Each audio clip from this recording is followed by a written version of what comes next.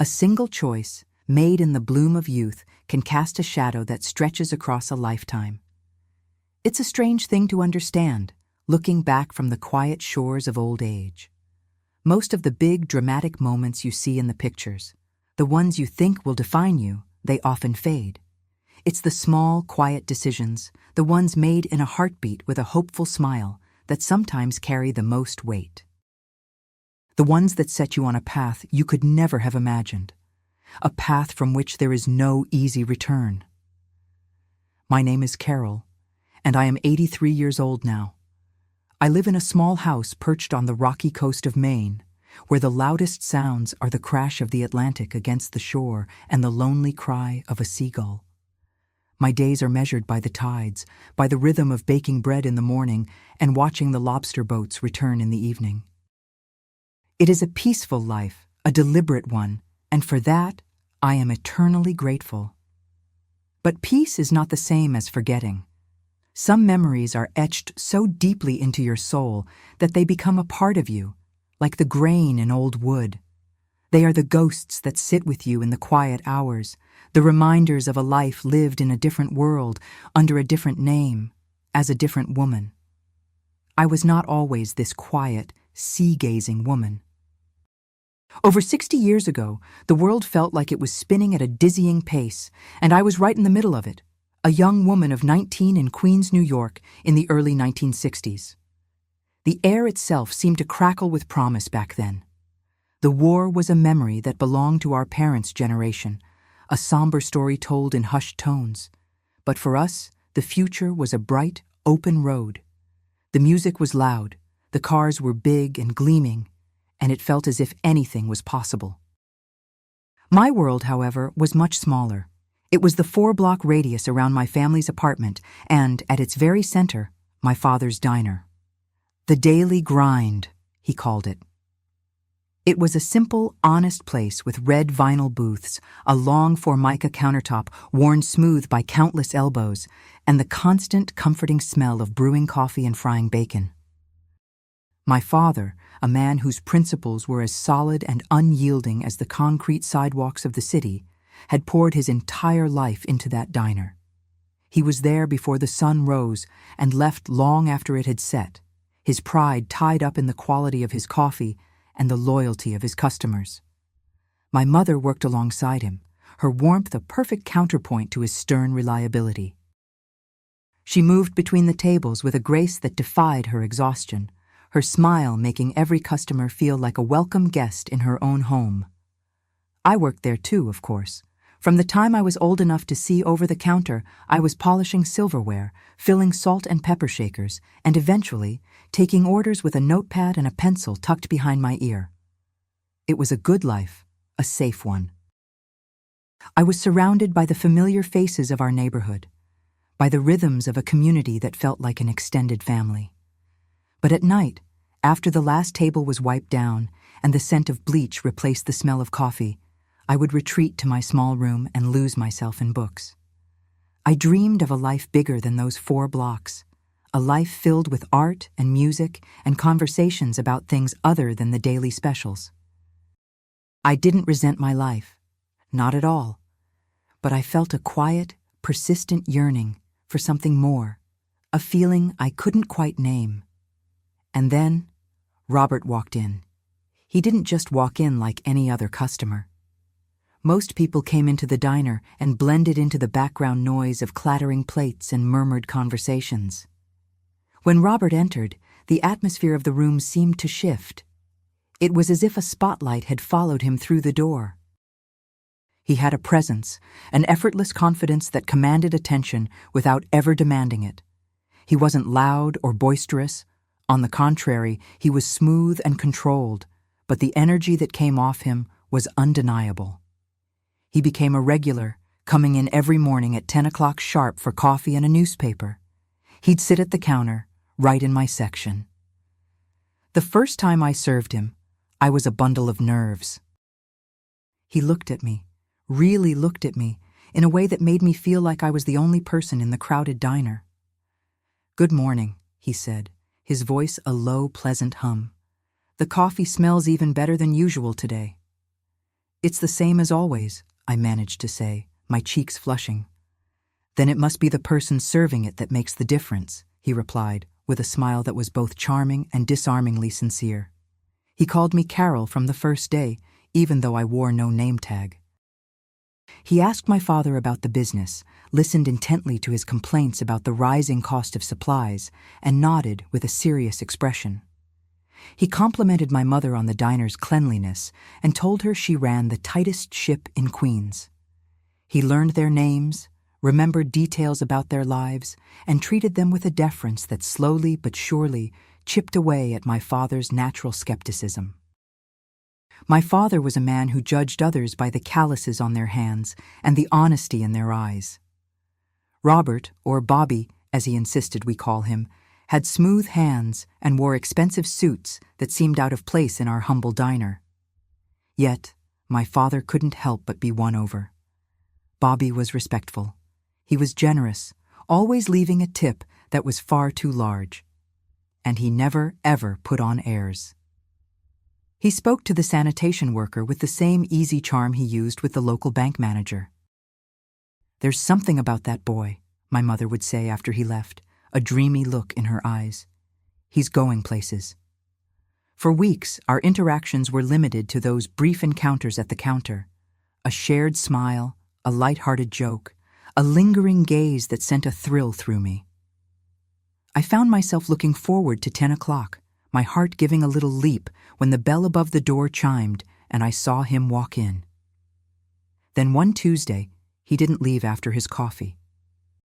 He waited until the lunchtime rush had died down and my father had gone to the back office. "Carol," he said, his tone a little more serious than usual, "I was wondering if you might allow me to take you somewhere a little nicer than this for dinner on Saturday night." My heart hammered against my ribs. I'd like that very much." "I'll pick you up at 7, he said. "And please, tell your parents they have nothing to worry about. I'll have you home at a perfectly respectable hour." That Saturday marked the beginning of my transformation. When Bobby arrived at our small apartment, he looked like he had stepped out of a movie. He presented my mother with a bouquet of flowers, shook my father's hand firmly, and assured him, man to man, of his honorable intentions. For the first time, I saw a look of genuine pride on my father's face as he looked at me. Bobby didn't just take me to dinner. He took me across the bridge and into another universe, Manhattan. He had a reservation at a dimly lit supper club, a place where a live jazz trio played on a small stage, and the waiters moved with a silent, practiced efficiency. The air hummed with the quiet confidence of money and influence. I had never felt so out of place in my simple homemade dress, but Bobby made me feel like I belonged there. He held my hand, listened to me talk about my books and my dreams, and made me feel witty and fascinating. What I noticed, even then, was how people reacted to him. The doorman, a mountain of a man in a crisp uniform, greeted him by name. "Good evening, Mr. Robert." The maitre d', who had been turning away couple after couple, led us immediately to one of the best tables in the house, a secluded booth with a perfect view of the stage. When the bill came, the waiter simply shook his head and murmured, "It's been taken care of, sir." "You must be a very important customer," I said, a little awestruck. He just smiled. "I have good friends. In this city, that's all that matters." Our courtship was a whirlwind. Every weekend he would whisk me away to this other world of elegant restaurants, Broadway shows, and exclusive parties where men in tailored suits and women in beautiful gowns spoke about business and politics. He introduced me to people, but their names and faces blurred into a gallery of polite smiles and firm handshakes. The focus was always on him. Men would clap him on the shoulder, their voices dropping to a conspiratorial whisper as they spoke to him. Women would watch him with an admiration that made my heart swell with pride. He was a successful businessman, he explained. He was a partner in an import-export company dealing with goods from Europe. It was a vague but impressive-sounding profession that satisfied my parents' questions. He was attentive, he was generous, and he seemed utterly devoted to me. He made me feel special, chosen. The quiet girl from the Queen's Diner was living a fairy tale. 6 months after our first date, he took me to a small park overlooking the East River. The lights of the city glittered like a carpet of scattered diamonds. He got down on one knee and opened a small velvet box. Inside was a ring that sparkled so brightly it seemed to have stolen all the light from the city. I said yes without a moment's hesitation. How could I not? I was 19 years old and deeply in love with a man who had shown me a world I had only ever dreamed of. Our wedding was the grandest event our neighborhood had ever seen. Bobby insisted on paying for everything. The church was overflowing with flowers. The reception was held at a grand ballroom in a Manhattan hotel. My relatives, who had spent their lives in Queens, looked around in wide-eyed wonder. My mother wept with joy, and my father, in his rented tuxedo, looked prouder than I had ever seen him. "He's a good man, Carol," he whispered as he walked me down the aisle. "He'll take care of you." And for a while, he did. He took care of everything. We moved into a spacious apartment on the Upper East Side with a view that took my breath away. The first few months of our marriage were a blissful dream. I quit my job at the diner, as Bobby insisted. "A man like me can't have his wife smelling of fried onions," he'd said, laughing, and I had laughed with him. My days were spent decorating our beautiful new home, trying out new recipes, and waiting for him to come home from work. He would sweep me into his arms, tell me about his day in vague, exciting terms, and we would spend our evenings in a haze of newlywed passion. But slowly, almost imperceptibly at first, the dream began to fray at the edges. His workdays grew longer. He would come home late, the faint smell of cigar smoke and whiskey clinging to his suit, his mood tense and distant. Sometimes, he would bring men home with him for late-night meetings. They were quiet, watchful men who never looked me in the eye and spoke in low, clipped tones, men with names like Frankie and Sal.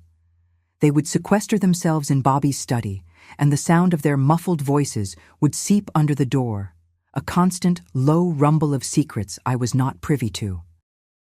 When I would ask about his day, his answers became shorter, more dismissive. "Just business, honey. Nothing you need to worry your pretty little head about."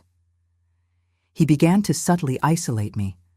When I suggested visiting my parents, he'd have a reason why we couldn't. "We have a dinner with important clients, Carol," or "I need you here with me tonight." He discouraged my friendships with the girls I'd grown up with. "You're Mrs. Robert now," he'd say. "You have a different life." Those people, they wouldn't understand. I told myself he was just proud, that he wanted to protect me and our new life. I told myself this was what it meant to be the wife of a successful man. The truth began to reveal itself one Tuesday evening, about a year into our marriage. Bobby was running late, which had become more and more common. I was in the kitchen, putting the finishing touches on a pot roast that had been slowly cooking for hours when the telephone rang. I hesitated. Bobby had become strangely possessive about the phone, often rushing to answer it himself. But after the 5th ring, I picked it up. "Hello?" There was a pause, then a man's voice, rough and impatient, barked on the other end. "Bobby there?" "I'm sorry, he's not home yet. May I take a message?" I asked, my voice polite. "Yeah, you can tell him Frankie called. Tell him Don Vincent is displeased about the delays with the accounts. He needs to call me, tonight. It's urgent." The name Don Vincent meant nothing to me, but the tone of the man's voice sent a chill down my spine. It was cold, hard, and carried an undercurrent of something that sounded unnervingly like a threat. "All right, I'll be sure to tell him. Frankie, you said?" "He'll know," the man said, and the line went dead. I stood there for a moment, the receiver still pressed to my ear, a strange sense of unease creeping over me. Don Vincent. The accounts. It sounded so serious, so unlike the vague talk of shipping containers and European textiles I was used to. Bobby came home an hour later. He seemed tired and irritable as he shrugged off his coat. I took a deep breath, trying to keep my tone light. "You had a phone call while you were out, honey," I said, stirring the gravy on the stove. "A man named Frankie. He said to tell you that Don Vincent was displeased about some accounts? He said it was urgent you call him." The change in him was instantaneous and terrifying. It was as if a switch had been flipped. The weary frustration on his face vanished, replaced by a mask of cold, controlled fury. He moved across the room in 2 quick strides, his movements so fast and silent I didn't have time to react. He grabbed my upper arm, his fingers digging into my flesh with painful force. "What did I tell you?" he hissed, his face inches from mine. His voice was a low, venomous whisper that was far more frightening than any shout. "What did I tell you about my business?" I just answered the phone, Bobby," I stammered, my eyes wide with confusion and rising fear. "He said it was urgent." "You don't answer my phone," he said, his grip tightening. "You don't talk to my associates. You don't listen to things that are not your concern. Do you understand me?"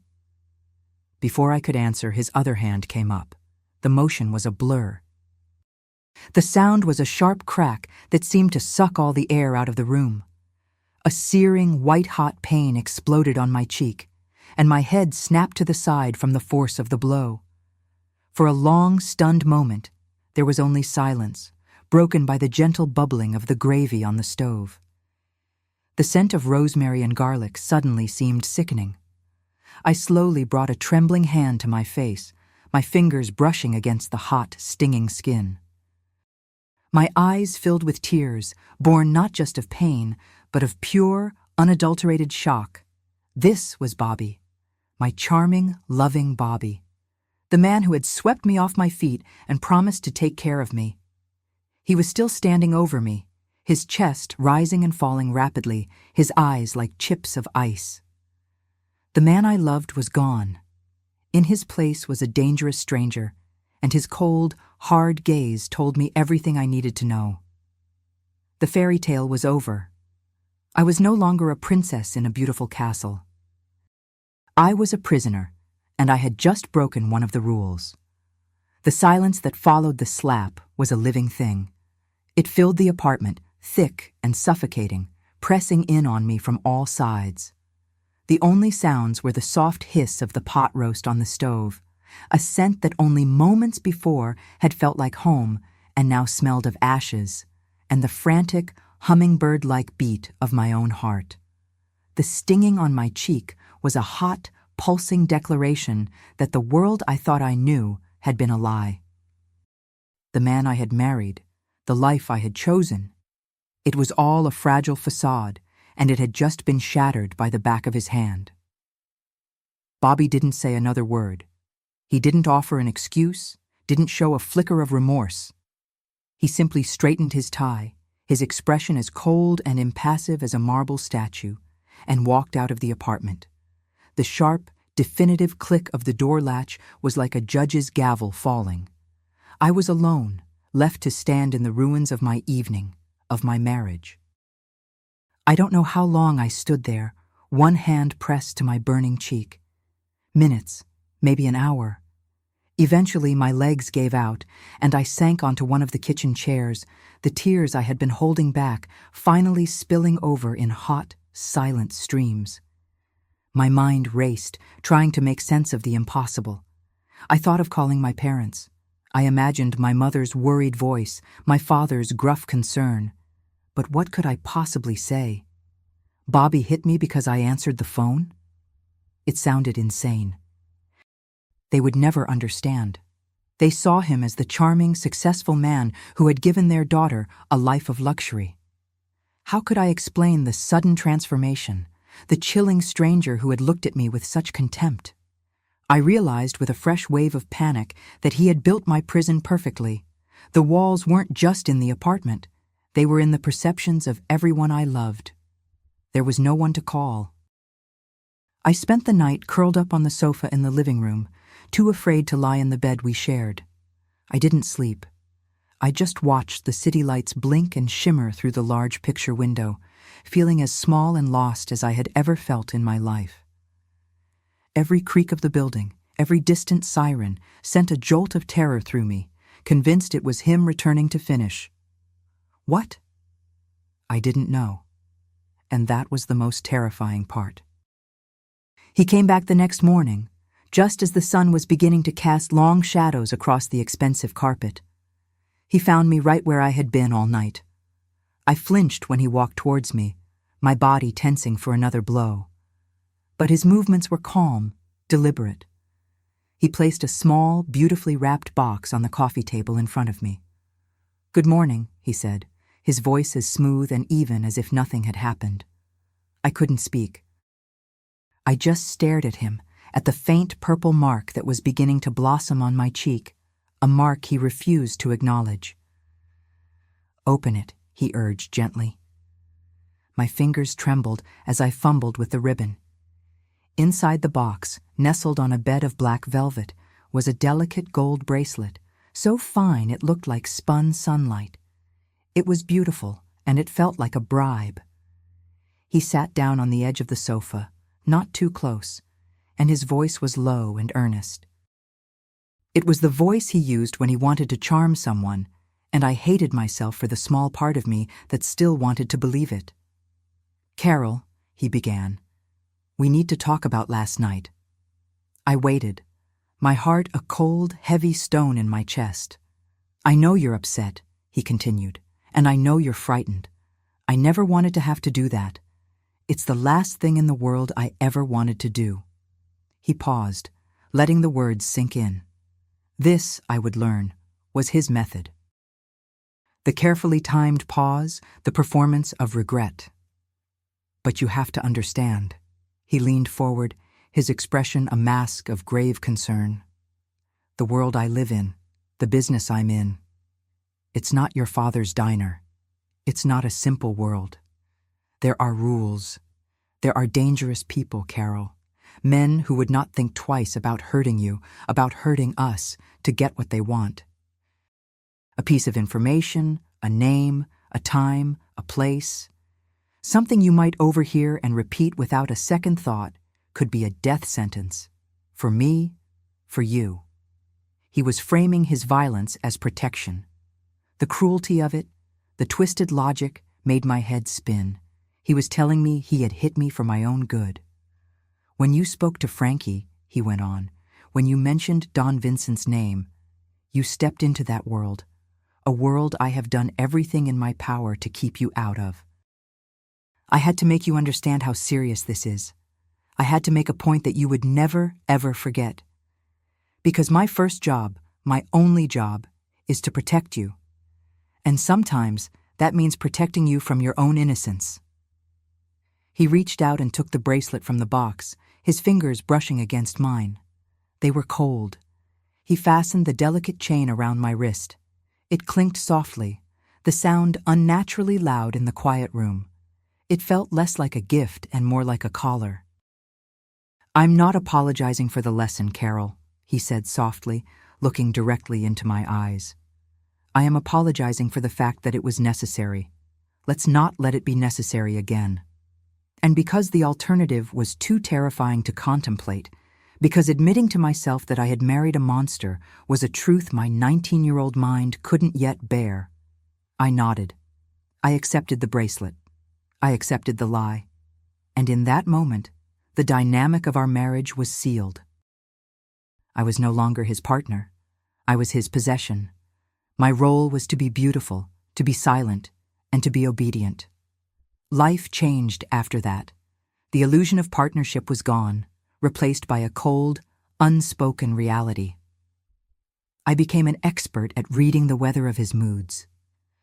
I learned to gauge the tension in his shoulders when he walked through the door, to interpret the subtle clenching of his jaw. I learned to make myself small, to become a ghost in my own home, moving through the beautiful, spacious rooms with a quiet deference that was born of fear. The late-night meetings in his study became more frequent. I would lie in bed, feigning sleep, and listen to the low murmur of voices from the other room. The words were mostly indistinct, but occasionally, fragments would drift down the hall, phrases about collections from the docks, or a dispute over territory in Brooklyn, or the need to send a message to a business owner who was behind on his payments. It was a language I didn't fully understand, but the menace behind it was universal. The name I'd heard on the phone, Don Vincent, became a recurring phantom in these conversations. It was never spoken loudly. It was uttered with a unique blend of reverence and primal fear. Don Vincent has given his blessing. Don Vincent will not be pleased. The decision rests with Don Vincent. I slowly pieced it together. This was not a business associate. This was a king. And my husband, for all his confidence and expensive suits, was merely a courtier, one who served at the pleasure of his powerful, unseen monarch. The realization was chilling. Bobby's power, the power that had so impressed me and my family, was all borrowed. And the interest on that loan, I suspected, was terrifyingly high. A few weeks after the incident, a desperate loneliness drove me to the telephone. I needed to hear a familiar voice, a voice from my old life. I called my older sister, Mary. She was married to a plumber and lived in a small house not far from my parents, her life a continuation of the world I had left behind. "Carol, it's so good to hear from you," she said, her voice warm and full of genuine affection. "We never see you anymore. You must be so busy, living the high life in the city." We talked for a few minutes about her children, about my parents, about the neighborhood gossip. It felt wonderfully, painfully normal. Then, trying to sound casual, I steered the conversation in the direction I needed it to go. "Things are fine here," I said. "Bobby's been working so hard. His business is very demanding." "Well, that's what it takes to be successful," Mary said cheerfully. "Yes, I suppose so," I said, my hand tightening on the receiver. "He works with some very intense people, Mary. Very powerful men." The line was quiet for a moment. When she spoke again, the cheerfulness was gone, replaced by a new note of caution. "What do you mean, Carol?" "I don't know, really. It's just the way he talks about his boss, this Don Vincent, the way other men treat him.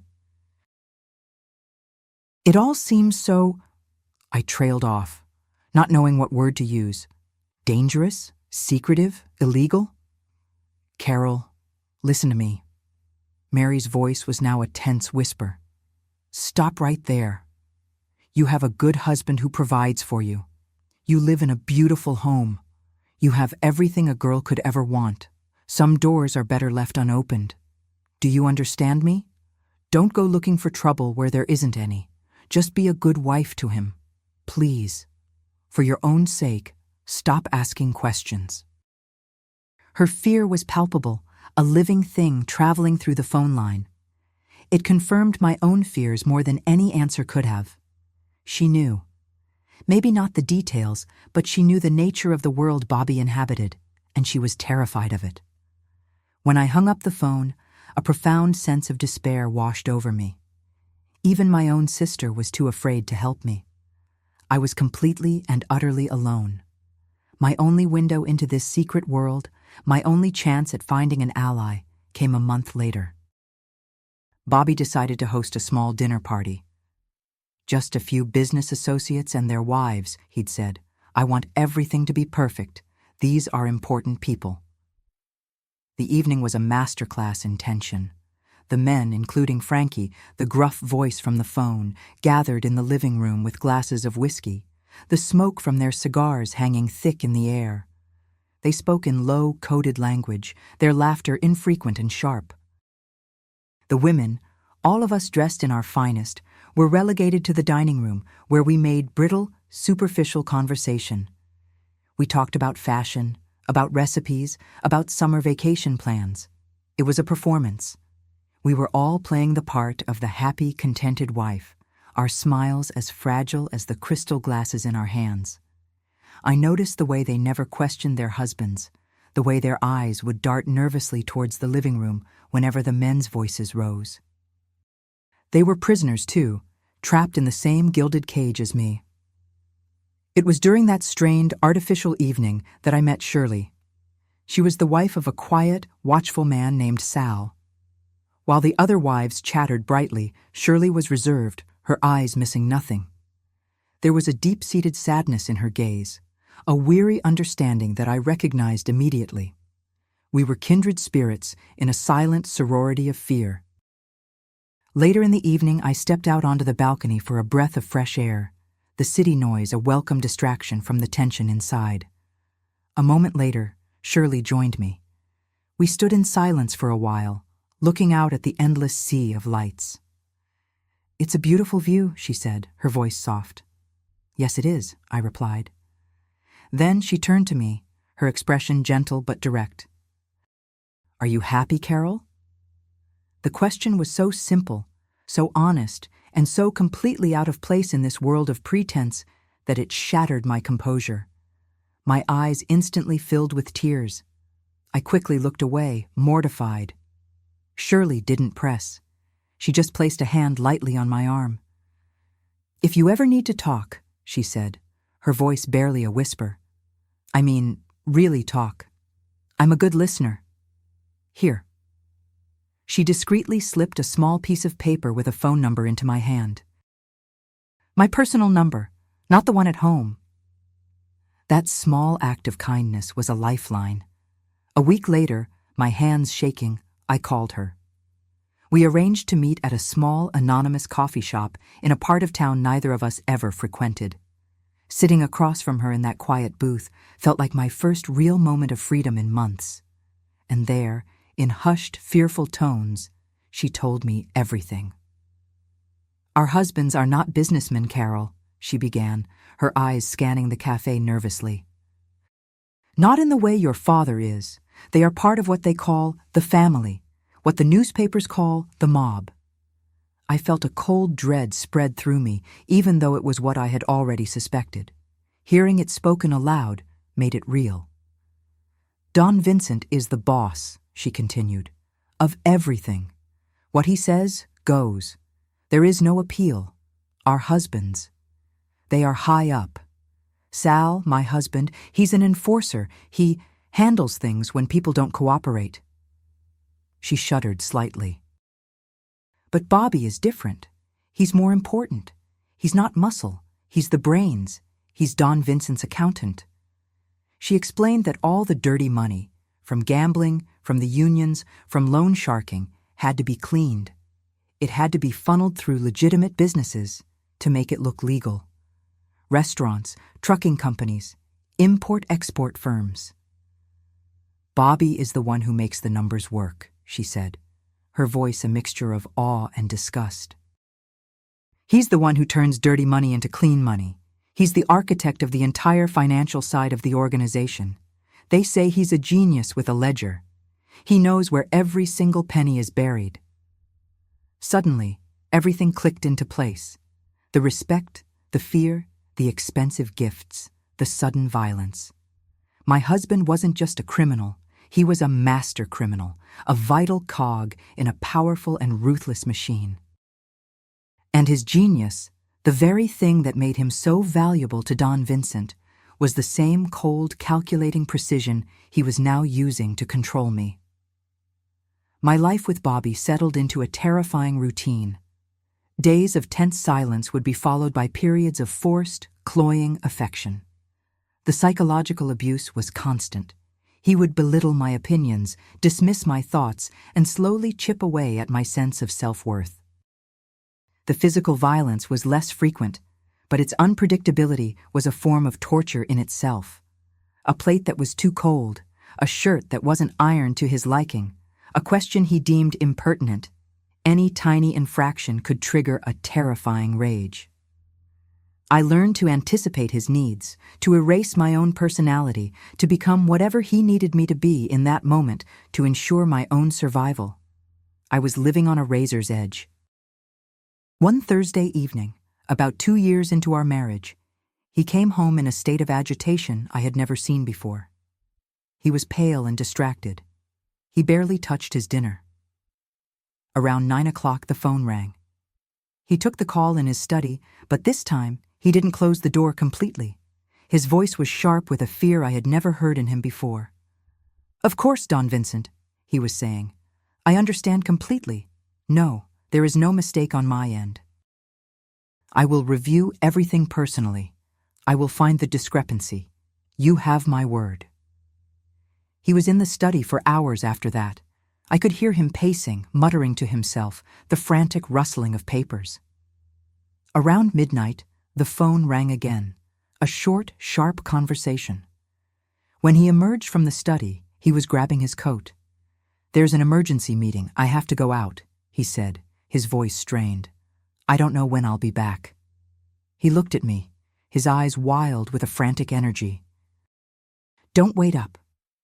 He left in such a hurry that I heard his car squeal away from the curb, and then I noticed it. In his haste, for the first time since we had moved into this apartment, he had left the door to his study unlocked. I stood frozen in the hallway, my heart pounding. It was a sanctuary I was never allowed to enter, the nerve center of his secret life. A voice in my head screamed at me to go back to bed, to not tempt fate. But another, stronger voice, a voice I hadn't heard in years, the voice of the girl who used to dream of a bigger world, urged me forward. This was my chance, a chance to find something, anything, that might give me a way out. With trembling hands, I pushed the door open and slipped inside, closing it softly behind me. The room was just as I had imagined, dark wood, leather-bound books that I knew he'd never read, and a large, imposing desk. It smelled of him, of his cologne, of cigars, of money. I went straight to the desk and began to carefully, quietly open the drawers. They were filled with files, contracts, and official-looking documents. Nothing seemed out of place. I felt a surge of despair. Of course he wouldn't leave anything incriminating out in the open. I was about to give up when I remembered something, a small, almost subconscious movement I had seen him make once when he thought I wasn't looking. He had been sitting at his desk and had tapped the ornate wooden panel just below the knee-hole. I knelt down, my heart in my throat, and ran my fingers along the wood. My nails caught on a tiny, almost invisible seam. I pressed, and a section of the panel clicked open, revealing a hidden compartment.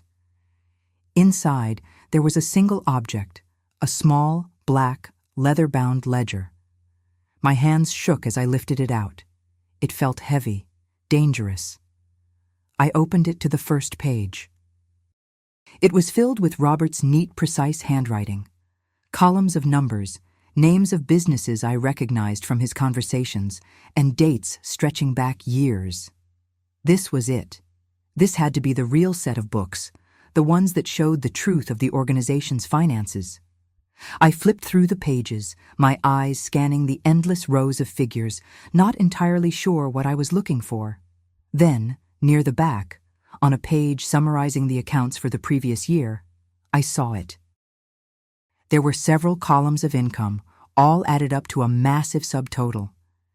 But before the grand total, the one that was circled and likely reported to Don Vincent, another, smaller amount was subtracted each and every month. It wasn't a huge sum in comparison to the total, just a few percent, but it was consistent. It was methodical. And next to each of these subtractions was the same tiny, neat annotation. PFR. Personal Fund, Robert. The breath caught in my throat. He was skimming. My husband, the brilliant accountant, the man Don Vincent trusted with every penny, was stealing from him. He was stealing from the most powerful and feared man in the city. A sudden, dizzying wave of both terror and hope washed over me. This was a death sentence if discovered, but it was also a weapon, my only way out. As that monumental realization crystallized in my mind, a sound from the hallway sliced through the silence of the study. The unmistakable sound of a key sliding into the lock of the front door. He was back. I was frozen, kneeling on the floor of his forbidden office, the proof of his betrayal, the instrument of his certain death, clutched in my hands, and his footsteps were growing louder in the hall. For a paralyzing second, my entire world consisted of three things: the heavy weight of the black ledger in my hands, the cold floor beneath my knees, and the horrifyingly close sound of my husband's footsteps in the hall. Time seemed to warp and stretch, each footfall echoing like a drumbeat, counting down the final moments of my life. My mind, which had been a whirlwind of shock and revelation, went utterly, terrifyingly blank. There was no plan. There was no escape. I was caught. Then instinct took over. It was the primal animal instinct of a trapped creature, a desperate surge of adrenaline that cut through the paralysis. With a speed I didn't know I possessed, I moved. My hands, clumsy with fear just moments before, were now swift and sure.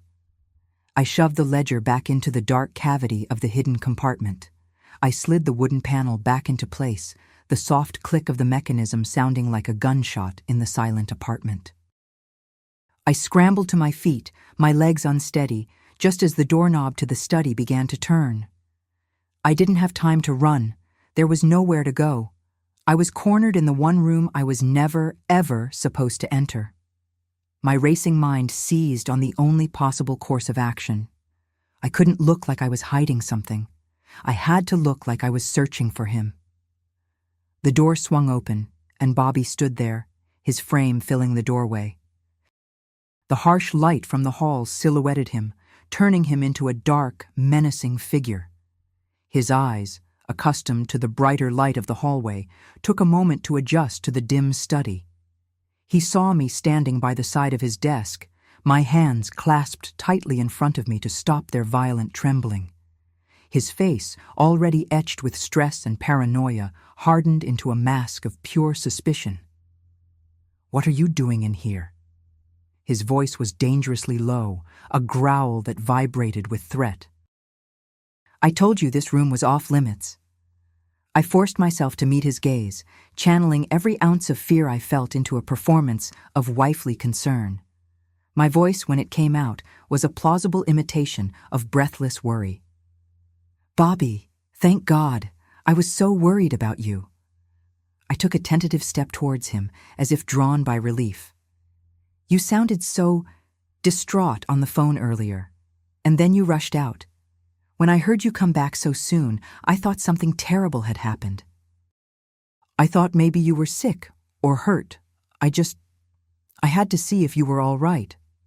It was a flimsy story, a desperate improvisation, but my terror was real. My pale face, my wide eyes, my trembling voice, they weren't an act. He stared at me, his eyes narrowed, searching my face for the slightest hint of a lie. The silence stretched for an eternity. I could feel his suspicion like a physical force, probing at the edges of my story, looking for the holes. I was sure he could hear the frantic pounding of my heart, sure he could see the guilt written all over my face. This was it. He knew. But his mind was elsewhere. He was a man consumed by a bigger problem, a more immediate threat. My transgression, as forbidden as it was a distraction he couldn't afford. He gave a short, sharp sigh of irritation, a sound of dismissal. "I'm fine," he snapped, brushing past me to get to his desk. "Get out. I have work to do. And don't ever come in here again." I didn't need to be told twice. I practically fled the room, my legs feeling like they might give out from under me at any moment. I closed the door softly behind me and leaned against the cool wall in the hallway, gasping for breath as if I had just surfaced from underwater. I had survived. By some miracle, I had survived. But as the adrenaline faded, it was replaced by a cold, sobering certainty. I could never, ever make a mistake like that again. The days that followed were a unique form of psychological torture. Bobby practically lived in his study, emerging only for coffee or a quick, joyless meal. The sounds from behind the closed door were of a man at war with himself. pages being frantically turned, the heavy slam of a book on the desk, low, furious curses muttered under his breath. He was hunting a ghost, meticulously re-examining every column and every entry in his doctored ledgers, trying to find the source of a leak that only he and I knew existed. The irony was a bitter pill I had to swallow every single day. He was becoming undone by his own crime, and I was his sole, silent audience. His paranoia infected every corner of our lives. He became volatile, his moods swinging between a tense, simmering rage and a cold, withdrawn despair. He would lash out at me for the smallest things. The coffee was too weak, the newspaper was folded incorrectly, I was breathing too loudly. He started questioning me about my day, demanding a minute-by-minute account of where I'd been and who I'd spoken to. He was a man drowning, and he was determined to pull me under with him. I, in turn, became a consummate actress. I played the part of the concerned, slightly bewildered wife, offering sympathy for his work stress, while my insides twisted with a toxic cocktail of fear and a strange, burgeoning sense of power. I was terrified of him, of what he would do if he ever discovered my secret. But knowing what I knew, holding the key to his destruction, gave me a sliver of control in a life where I had none. It was a dangerous, double-edged sword, but it was the only weapon I had. I would watch him, hunched over his desk in a sliver of light from under the door, and I would think about the black ledger hidden just feet from where he sat. The breaking point came a week later. He emerged from the study late one evening, looking haggard and defeated. But there was a new energy about him, a frantic, almost manic gleam in his eyes that I had never seen before. It was the look of a gambler about to make his last, desperate bet.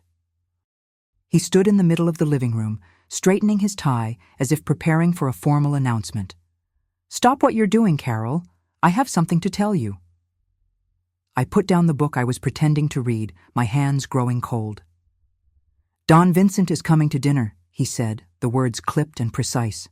"On Saturday. He will be here at 8 o'clock. The room seemed to tilt. This wasn't a social invitation.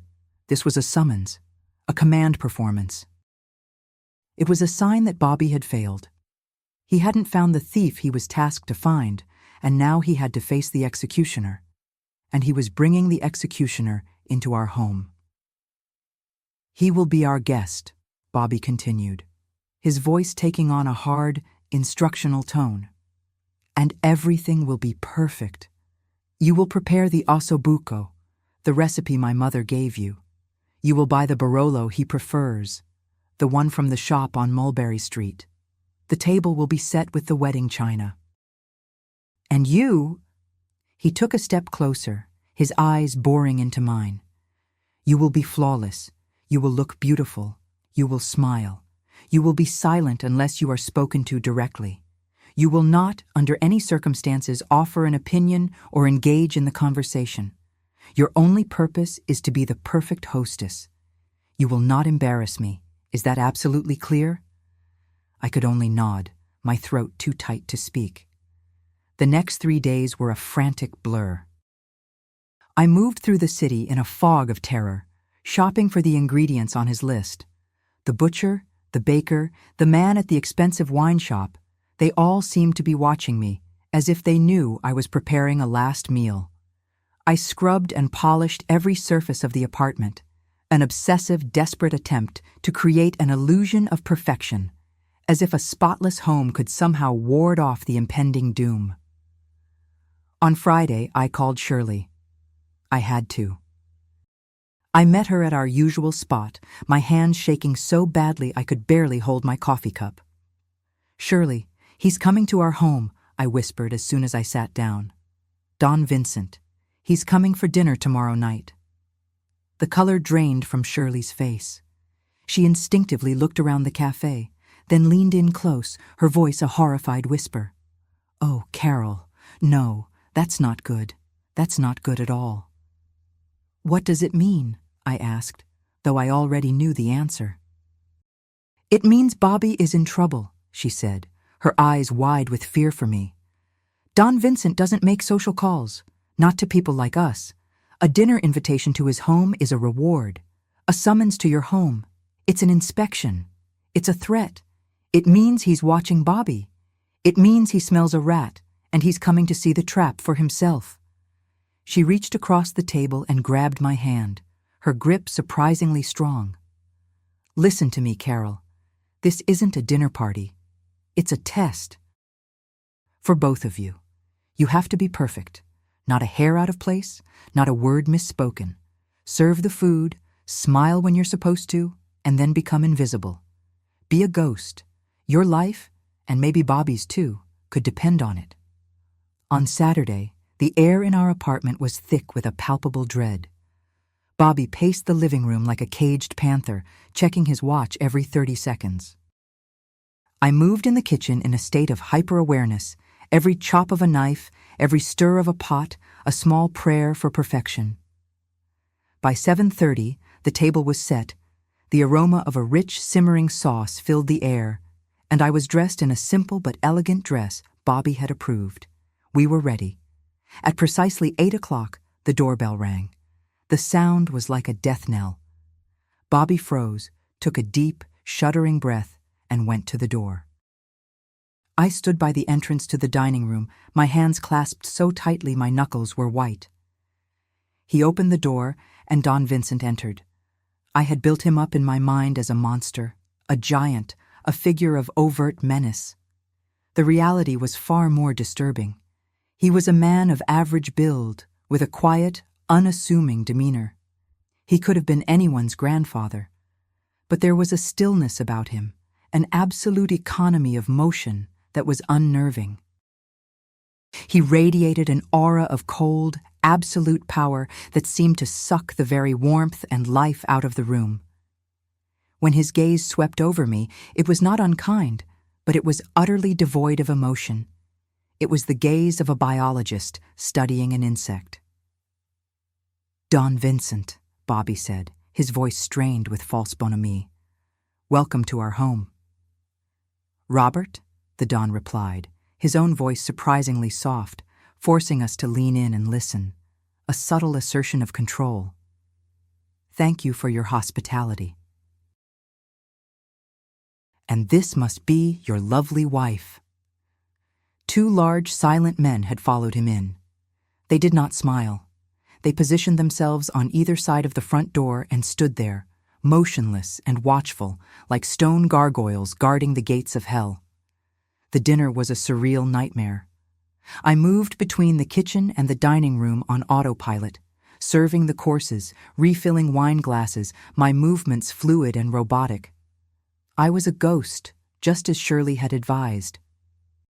The conversation was a masterclass in veiled threats. Don Vincent was charm personified. He complimented the ossobuco. He praised Bobby's taste in wine. He admired the view from our window, but every compliment was a double-edged sword. "You've done very well for yourself, Robert," he said, swirling the red wine in his glass. "A beautiful home, a graceful wife. A man could get comfortable. He could forget who made all this possible." Bobby just smiled weakly, sweating through his expensive shirt. The conversation turned to business, though it was more of an interrogation. Don Vincent spoke of loyalty as the highest virtue. He spoke of trust as a sacred bond. He talked about a rat problem in one of his warehouses, describing in calm, placid detail the gruesome, inventive way the problem had been eliminated. Every word was for Bobby. It was a noose, slowly, methodically, being tightened around his neck. I thought I was safe in my invisibility. I was wrong. After the main course, as I was clearing the plates, Don Vincent turned his quiet, heavy gaze on me. The table fell silent. "Carol," he said, his voice gentle, "your husband tells me you are a smart girl, but quiet. That is a good quality in a woman." I felt a cold dread snake its way up my spine. "I try to be a good wife, sir," I murmured, my eyes fixed on the plate in my hands. "Loyalty is everything in our world, my dear," he continued, his tone conversational. "And silence is the purest form of loyalty. You know, I once knew another associate. He also had a beautiful wife, a woman named Eleanor. He picked up his wine glass and took a slow, deliberate sip, his eyes never leaving my face. She was a lovely thing, but she was curious. She liked to ask questions. She wanted to know about her husband's business. She didn't seem to understand that some things are not a wife's concern. He set his glass down with a soft click. One day, her husband came home from a trip, and she was gone. Just disappeared. He said she packed a bag and went back to her family in Italy. A terrible shame. He paused, a flicker of something that might have been a smile playing on his lips. Funny thing, though, we have many friends in her family's village. They asked after her. No one ever saw her arrive. The message was not for Bobby. This was for me. A direct, brutal warning. Do not be curious. Do not talk. Do not betray. He was looking at me, but he was speaking to the ghost of a woman named Eleanor. I felt the blood drain from my face. Did he know? Did he suspect something? Or was this just a standard threat, a piece of intimidation he delivered to all the wives? It didn't matter. The effect was the same. He was waiting for my response. My mind was screaming, but I forced my face to remain placid. I looked up from the plates and met his cold, empty gaze. A wife's place is to support her husband and protect her home, sir, I said, my voice steady despite the tremor I felt inside. It sounds like she forgot her place. Don Vincent held my gaze for a long moment, then he nodded slowly, a look of satisfaction on his face. Robert, he said, turning away from me, you found yourself a good one, a smart one. The test was over. I had passed. The rest of the evening passed in a blur. When the Don finally left, the silence he left behind was heavy with the stench of fear. The moment the door closed behind him and his guards, Bobby's composure shattered. He stumbled to the nearest armchair and collapsed into it, burying his face in his hands, his body racked with silent, terrified sobs. I did not go to him. I did not offer comfort. I stood there, looking at the pathetic, broken man in the chair, and I felt nothing but a cold, hard resolve. Later that night, as I lay in bed, stiff and silent beside him, I understood everything with a blinding clarity. The dinner had been a warning, but it had also been a gift. It had shown me the truth. I was not merely trapped in a bad marriage with a violent man. I was an accessory, a pawn in a world where human lives were disposable, where women like Eleanor could be erased from existence without a second thought. Shirley's advice, to run, to disappear, was a fool's hope. They would find me, just as they would have found Eleanor if she had tried to run. My only way out was not to flee the game, but to shatter the game board. The Black Ledger was no longer just my key to freedom. It was my only hope of survival. The thought was terrifying, but it was also liberating. The fear was still there, a cold knot in the pit of my stomach, but it was now joined by something else, a steely, resolute determination. I was no longer a victim waiting for the next blow to fall. I was a player, and I was ready to make my move. In the aftermath of Don Vincent's visit, a strange and quiet transformation occurred in our home. The power dynamic, which had been so brutally one-sided, began to shift in subtle, almost imperceptible ways. Bobby, who had been the undisputed king of our apartment, the tyrant whose moods dictated the very atmosphere I breathed, was now a ghost. The Don's visit had hollowed him out, leaving behind a brittle shell of the man he once was.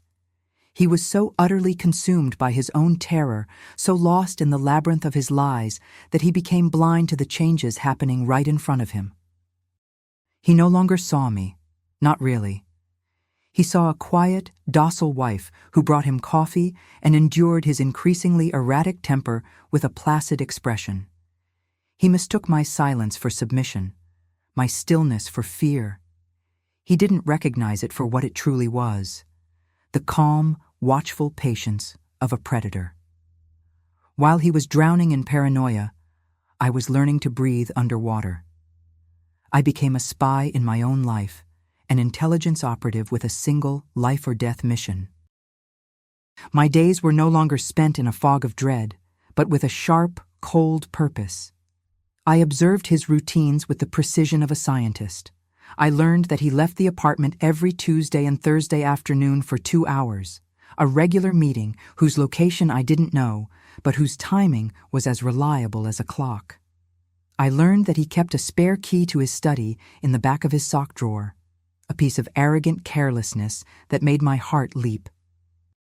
I learned that he always carried a thick roll of cash in a money clip, which he would leave on the dresser at night. I was gathering intel, mapping out the terrain of my prison, searching for the weak points in its walls. Every detail was a potential tool, every observation a piece of ammunition. But I knew I couldn't do it alone. A spy needs an ally, a contact in the field. I needed Shirley. Our next meeting at the cafe felt different. I was no longer the desperate, weeping victim seeking comfort. I sat down across from her, my hands steady, my gaze direct. I waited for the waitress to leave before I spoke. "He's falling apart, Shirley," I said, my voice low and even. Don Vincent's visit broke him. He's looking for a ghost, and he's tearing himself to pieces doing it. "I'm not surprised," she said, her own voice trembling slightly. "Sal told me the Don was displeased. The pressure is on everyone right now." She looked at me, her eyes full of pity. "You have to be so careful, Carol." "I'm past being careful," I said, leaning forward. "I'm done being a victim. I'm not just going to run, Shirley. I'm going to take him down, and I need your help to do it." Shirley physically recoiled, her eyes widening in sheer terror. "What? Carol, no! Are you insane? Taking him down? You're not just talking about Bobby. You're talking about the whole organization. They will hunt you to the ends of the earth. They'll do to you what they did to that woman, Eleanor. Worse. They'll hunt me if I just run," I countered, my voice hardening with the force of my conviction. "If I'm just another runaway wife, they have the resources and the reach to find me anywhere. But what if I'm not? What if, while I'm disappearing, I give them a reason to be looking somewhere else? What if I give them a bigger problem to solve?" "What are you talking about?" she whispered, though the cafe was nearly empty. This was the moment. I took a deep breath. "He's stealing from them, Shirley. From Don Vincent. For years, he's been skimming off the top of everything. I found his real ledger, the one he keeps hidden. I've seen the numbers. I have the proof." The impact of my words was seismic. Shirley stared at me, her mouth slightly agape. This changed the entire equation. This wasn't about a domestic dispute anymore. This was about the one unforgivable sin in their world, betrayal from within. Stealing from the Don was a death sentence, no trial necessary. "If I just give them the proof," I pressed on, seeing the flicker of understanding in her eyes, "it creates chaos. It turns their entire world upside down. They won't be looking for a missing wife. They'll be on a manhunt for a traitor. All their focus, all their resources will be on Bobby and the damage he's done. And in that chaos, I can slip away. Not just run, but vanish. It's the only way. It's the only way either of us can ever be truly free." I could see the war raging inside her. Her fear was a powerful, primal force, years of conditioning telling her to stay silent, to endure. But I could also see a tiny spark of something else, a desperate, buried hope. She was as much a prisoner as I was. My plan, as dangerous as it was, offered her a glimpse of a life beyond the gilded cage. She was silent for a long time, her eyes staring into her coffee cup as if searching for an answer. Finally, she looked up at me, her expression a mixture of terror and grim resolve. "Okay," she whispered, her voice barely audible. "I'll help you. Tell me what we need to do." In that moment, we were no longer just wives, we were conspirators. The weeks that followed were the most terrifying and exhilarating of my life. We were two ordinary women waging a secret war against a powerful criminal empire. We devised our plan in hushed tones during furtive meetings and in cryptic coded conversations over public payphones. Our first challenge was the evidence. I had to get the ledger out of the house. I snuck into the study during one of Bobby's predictable Tuesday afternoon absences, my heart pounding with the fear of discovery. I didn't take the ledger itself. He might notice its absence, and the compartment felt too sacred for him not to check. Instead, using a small camera Shirley had managed to procure for me, a risky and expensive acquisition, I took photographs of the key pages. The yearly summaries, the clear notations of PFR, enough to paint an undeniable picture of his theft. I developed the film myself in a makeshift darkroom in our guest bathroom, the acrid smell of chemicals filling the air as the ghostly images of his meticulous crime appeared on the paper. The photographs were my insurance policy, my declaration of war. Next was the delivery system. Shirley, through a cousin of hers in the Bronx who worked as a mailman and owed her a significant favor, devised a chain of contacts. The package containing the photographs would be passed through 3 different sets of hands, a blind chain of delivery that would end with it being anonymously left for one of Don Vincent's most trusted capos.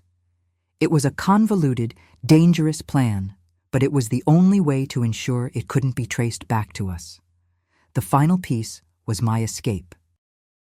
Shirley began siphoning off small amounts of cash from her housekeeping money, a few dollars here and there, slowly building up a small escape fund for me.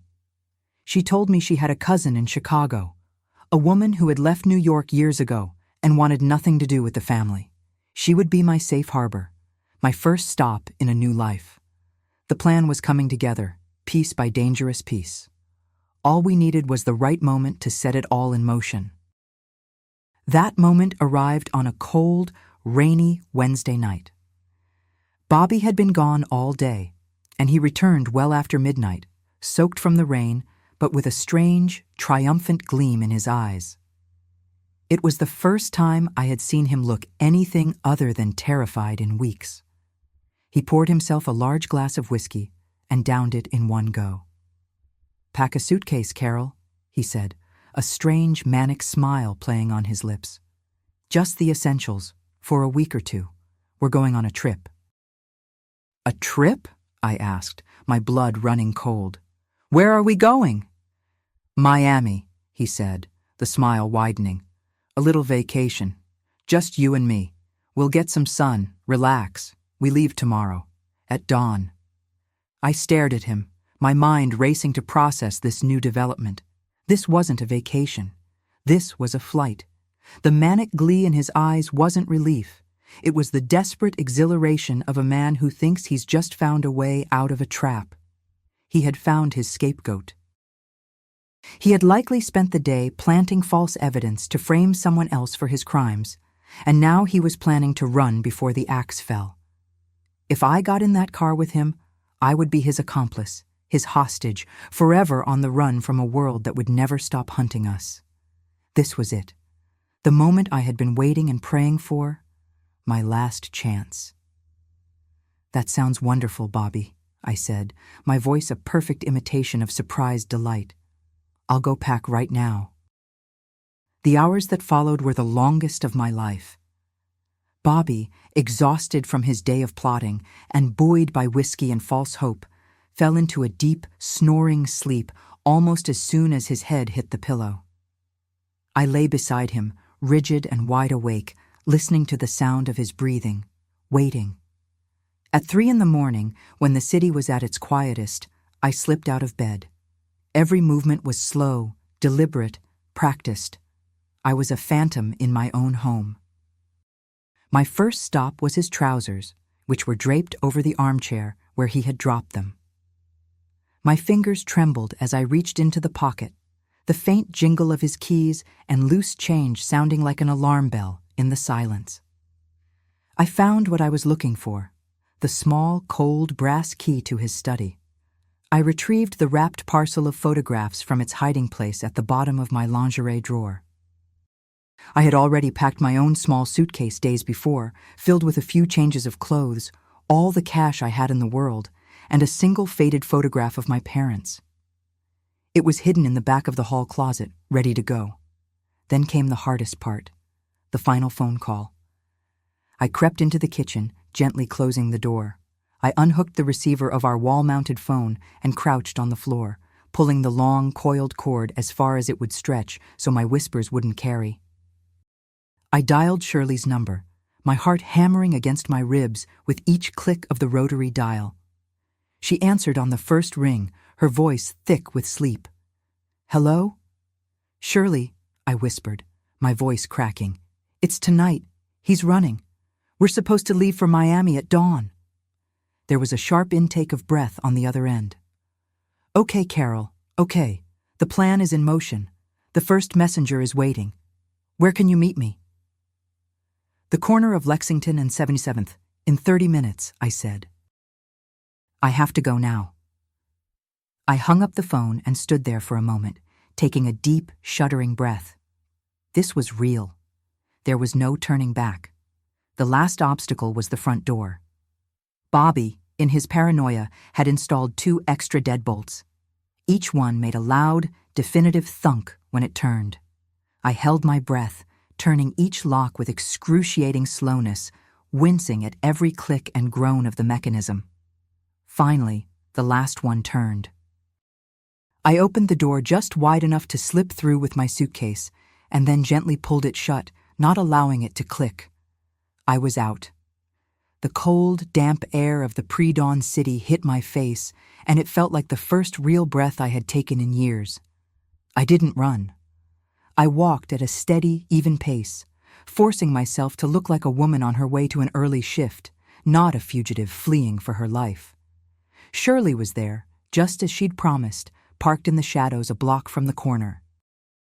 The engine of her big sedan was running, the faint rumble a comforting sound in the sleeping city. I slipped into the passenger seat, my entire body trembling with a mixture of terror and adrenaline. "You did it," she breathed, her own face pale in the dim light of the dashboard.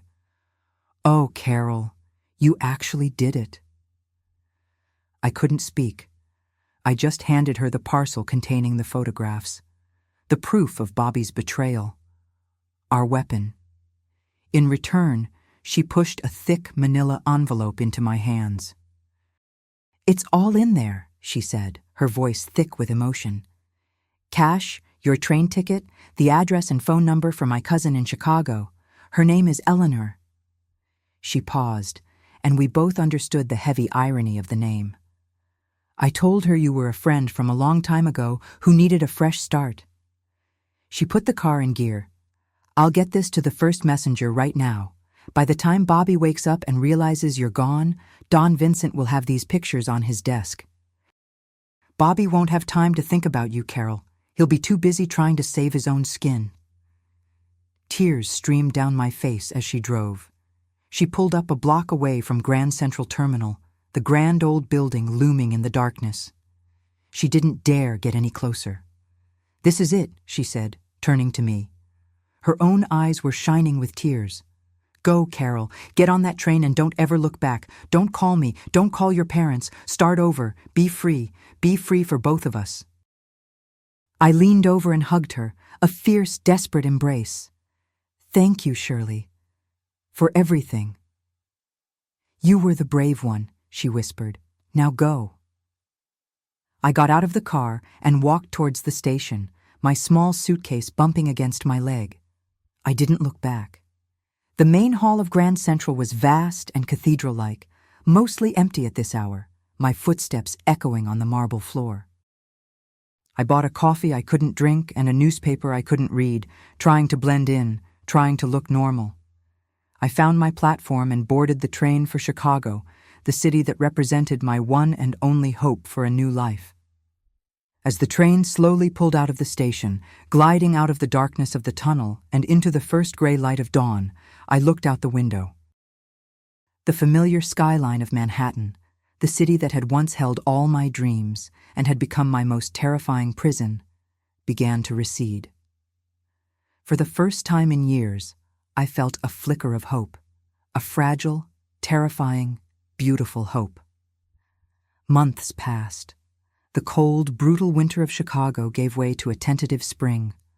I was living in a small apartment on the north side in a building owned by Shirley's cousin, Eleanor, a kind, quiet woman who asked no questions. I was no longer Carol. I was Catherine, a widow from a small town in Pennsylvania. I had a simple job, working in the stockroom of a large department store. The work was anonymous and exhausting, and I was grateful for it. The days were long and monotonous, but the nights were mine. They were quiet. They were safe. The constant gnawing fear that had been my companion for so long was finally beginning to recede, like a fever that had finally broken. I was starting to believe I had made it. I was starting to believe I was free. One crisp April afternoon, I was walking home from work, lost in thought, enjoying the feeling of the spring sun on my face. The street was crowded with people hurrying home, the sounds of traffic and conversations a comforting city buzz. And then, a voice cut through the noise. A voice that didn't belong here. A voice from another life. A voice that had haunted my nightmares for years. It was sharp, cold, and terrifyingly familiar. It didn't call for Catherine. It called for me. Carol. I froze, my feet cemented to the sidewalk. My heart stopped. The entire world seemed to go silent around me. It couldn't be. It was impossible. But I knew that voice. I would know it anywhere. Slowly, my blood turning to ice in my veins, I turned around. Time ceases to exist in a moment of pure terror. The bustling Chicago street, the noise of the traffic, the faces of strangers, it all melted away into a vortex of sound and motion that centered on a single, impossible point, the man standing before me. It was Robert. But it was also a stranger, a grotesque caricature of the man I had known. The confident, commanding presence that had once captivated me was gone, replaced by a desperate, haunted energy that seemed to vibrate off him in waves. His once immaculate suit was now rumpled and ill-fitting, hanging loosely on a frame that was thinner than I'd ever seen it. A jagged, poorly healed scar ran from the corner of his eye down his cheek, a permanent testament to another man's wrath. He was a ruin, a walking ghost, and he had found me. "Carol," he said again, his voice a hoarse rasp, a pale imitation of the smooth baritone that had once wooed me. "I told you I'd find you." For a second, the old fear, primal and instinctive, seized me. My body wanted to run, to scream, to dissolve into the crowd. But then I looked closer, not just at his ragged appearance, but into his eyes, and I saw something that changed everything. The cold, controlled power was gone. In its place was a desperate, hollow emptiness. He wasn't a predator anymore. He was a cornered, wounded animal, lashing out at the source of his pain. And in that moment, the fear that had dictated my life for years finally, blessedly, broke. "What do you want, Bobby?" I asked, and I was astonished to hear my own voice, clear and steady, cutting through the city noise. His face twisted into a sneer. "What do I want?" he spat, taking a menacing step closer. I held my ground. "I want the life you stole from me. You did this. You and that cursed ledger. You took everything from me." Everything. The injustice of his accusation, the sheer, unmitigated audacity of his victimhood ignited a spark of anger in me, a clean, righteous anger I hadn't felt in years. "I didn't take anything from you, Bobby," I said, my voice rising to match his, drawing the attention of a few passers-by. "You destroyed yourself. You did it with every lie you told, with every secret you kept, and with every single time you raised your hand to me. You built your own prison, brick by brick." All I did was watch you lock the door behind you." "You were my wife," he roared, his voice cracking with a pathetic self-pity. "You were supposed to stand by me." "I was your prisoner," I shot back. "And I escaped. You don't get to be angry about that." He seemed to shrink before my eyes, the rage draining away to reveal the broken, pathetic man underneath. "He took it all, Carol," he whispered, his eyes unfocused, looking at a memory only he could see. "Vincent. He didn't kill me. He said that would be too easy. He took the money, the business, the house. He made sure no one would ever work with me, ever speak to me again. He left me with nothing. He wanted me to live with it, to suffer." He looked at me then, a flicker of the old menace returning. "And now, you'll suffer too. I'll make sure of it. I'll follow you wherever you go. You will never, ever be free of me." His threat was hollow, the desperate promise of a powerless man. But he never got to finish. "Is there a problem here, ma'am?" A new voice, calm and authoritative, cut in. A police officer was standing beside us, his hand resting lightly on his hip. A woman from a nearby bakery must have called him, seeing a man yelling at a woman on the street. The change in Robert was immediate and absolute. The moment he saw the uniform, any semblance of a threat vanished, replaced by the frantic terror of a common criminal. His eyes darted around like a cornered rat looking for an escape. He looked at the officer, then back at me, his mouth opening and closing silently. No problem, officer," he stammered, backing away. "Just a misunderstanding." He turned and practically fled, disappearing into the anonymous afternoon crowd, a coward running from the slightest hint of authority. I stood there, trembling, as the kind officer asked if I was all right, if I wanted to file a report. I just shook my head, unable to speak. It wasn't until I was back in the safety of my small apartment that the full impact of the encounter hit me. I had seen my monster, and he was nothing. He was a broken, pitiful man whose only remaining power was in the memory of the fear he had once inspired. Seeing him run from a single policeman had severed the last invisible chain that bound me to him. He hadn't been hunting me. He had just stumbled upon me in his own miserable, aimless wandering. He had no power. He had no reach.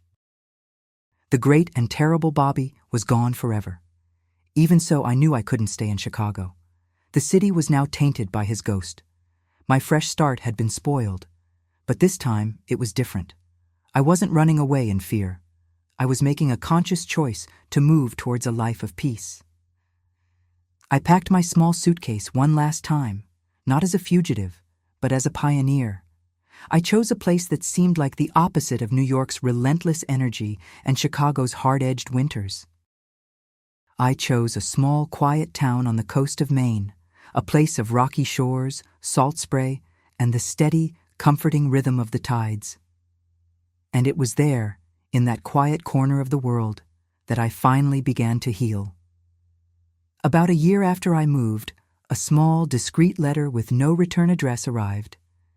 It was from Shirley. Her script was brief and to the point. Robert was dead. His car had gone off a winding coastal road late one night. An accident, the papers said. Shirley and I both knew it was no accident. It was the final, tidy closing of a chapter, a piece of bookkeeping by Don Vincent's organization. A loose end, finally tied. A part of me should have felt something. Relief, maybe even a grim satisfaction. But all I felt was a profound sense of distance, as if I were reading about a character in a book I had put down long ago. The threat was gone. The story was over. I was, at last, completely free. I opened a small diner. It felt right, like reclaiming a piece of my past and making it my own. It wasn't the daily grind, it was Carol's place. And I built it not on my father's gruff pride, but on my own quiet resilience. It became a haven, a place of good coffee and honest conversation for the fishermen, the artists, and the families of my small town. For a long time, that was enough. My life was my work, and the peace I found in it. I thought I would be alone forever. I had made my peace with that. But life, I've learned, is full of surprises. His name was Arthur. He was a high school history teacher who spent his summers in Maine. He had a gentle presence and a laugh that crinkled the corners of his eyes. He came into my diner every day for a month before he finally worked up the courage to ask me to go for a walk on the beach. Our courtship was the antithesis of my first. There was no whirlwind of glamour, no expensive gifts. It was slow and quiet and real. It was built on long conversations, shared silences, and a growing mutual respect. But my past was a wall between us.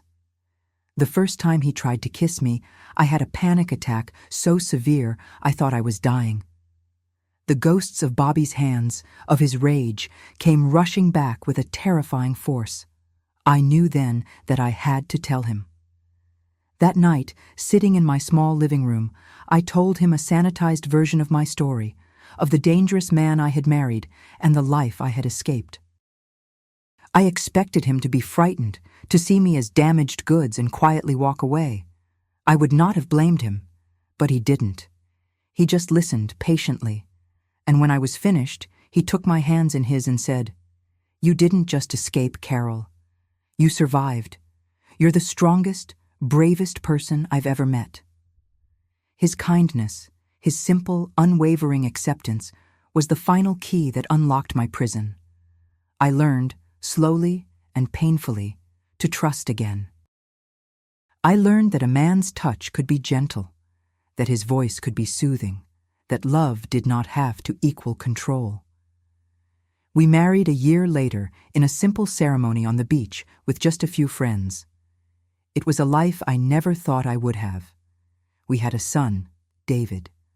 Holding him in my arms for the first time was a moment of pure, unadulterated grace. It was a rebirth.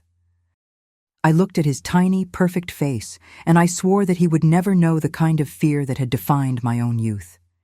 His home would be a place of safety, respect, and unconditional love.